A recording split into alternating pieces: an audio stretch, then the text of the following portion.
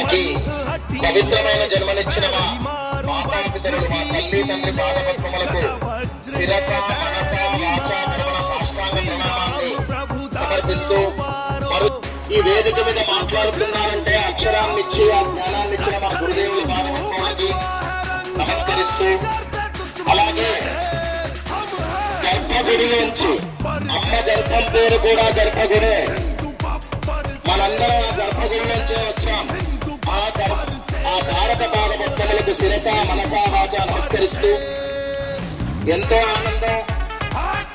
ఇక్కడ వేదిక పైన చూస్తే ఆనందకరమైనటువంటి, ఇక నా దేశానికి, నా సంస్కృతికి, నా ధర్మానికి మంచి రోజులు కాదు, అద్భుతమైన రోజులు రాబోతున్నాయనిపించింది.